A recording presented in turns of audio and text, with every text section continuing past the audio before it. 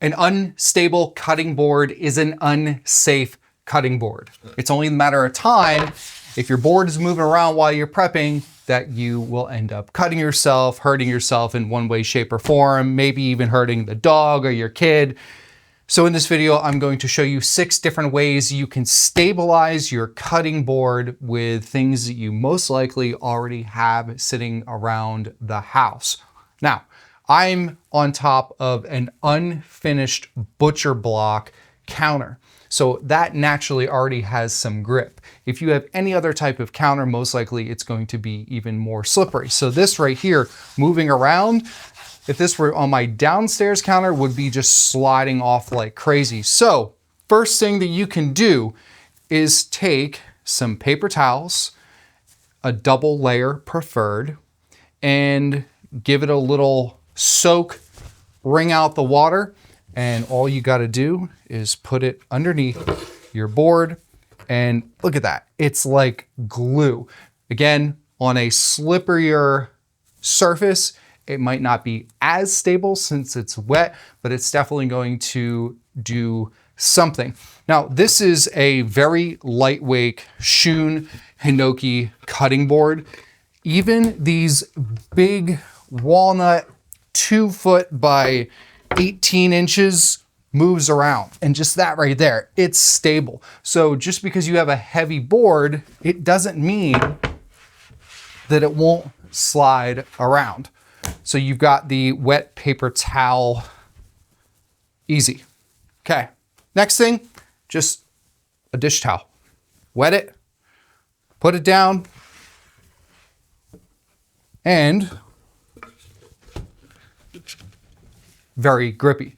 Here's the other thing with these wet paper towels or dish towels is now you have something when you're done to clean up around your cutting board if you haven't already. Just pick this up, wipe it around, and you're good to go. So if you're gonna wet these, you might as well put them to use and not just throw them away. So use it to help clean up. Okay, there's 2 things. 1, 2. The third thing would be these cuttable cabinet liners. I'm not going to cut this one down because it's set up for my shelves that I put knives on. But what's great about these is it doesn't have to completely fit the height or the width of your cutting board. And you can cut these down so they are suitable for smaller boards as well, which a lot of people have different size boards in their kitchen.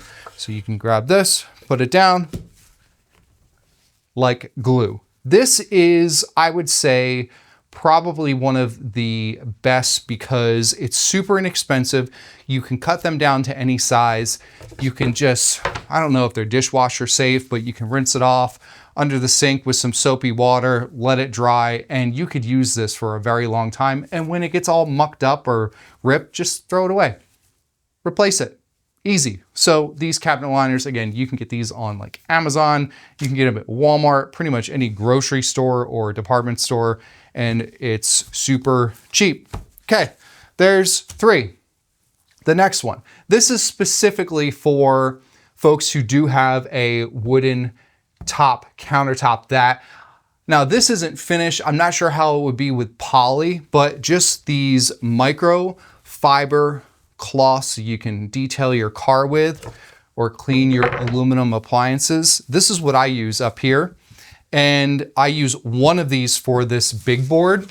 There's something about the way these things grip on natural wood that is pretty impressive. It's not as grippy, I would say, as the previous 3, but it's just this easy, super, I don't have to worry about anything wet. That's actually, I forgot to mention, that's why I use this up here, because I don't want anything wet sitting here on my board while I'm filming for, anywhere from 30 minutes to an hour and a half. So I don't have to worry about when I pull this up, the little fibers will start to swell and you can actually feel them. So that is why I use this up here. And again, now you've got your rag to clean up with afterwards if you need to. That's number 1, 2, 3, 4. This is fun. Beef. It's what's for dinner. These are rubber jar openers, and I got these for free at a trade show. This is what I use downstairs in my kitchen. I put both of these up, glue. It just holds, and this holds on, I don't know what our countertop is downstairs. The bottom looks like cement, but the top looks like granite. I don't know, but it's definitely hard and it's got a sheen to it. So if you've got some jar openers, now you've got dual purpose because, oh, you need to open something, just slide this off underneath, bam, open. Okay, so that's number 5. And the last thing would be generally the thing that causes the most amount of gray hairs and swearing in a kitchen, and even more so than cutting yourself, it would be plastic wrap. If you've got plastic wrap at home and it's the tiny one that you gotta pull and it's super tight, I'm telling you, save yourself the aggravation. Go to BJ's Wholesale, Costco, or Restaurant Depot, whatever you need to do, and get yourself some commercial size plastic wrap. Okay, so what we're gonna do here is pull this out and just fold it back.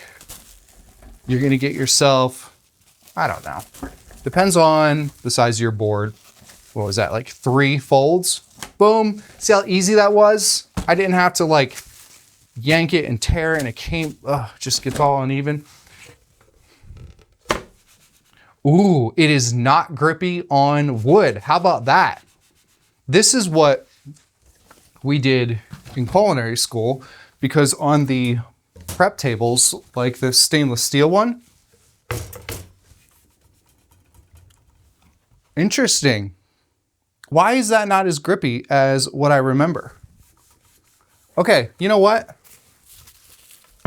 Try it on your cutting board and your countertop and see if it works. I guess in culinary school, we had those big white cutting boards, and this is what we use. So maybe it just grips onto different things differently. I'm really disappointed at this. Now I just wasted plastic wrap. Oh well, let's just say that there's 5.5 things that you can use to stabilize your cutting board at home. I'm Chef Brandon with Cutlery More. Thanks for tuning in, and be sure to check out all of our other videos where I actually show you knives and cut stuff and not fail with this. See ya.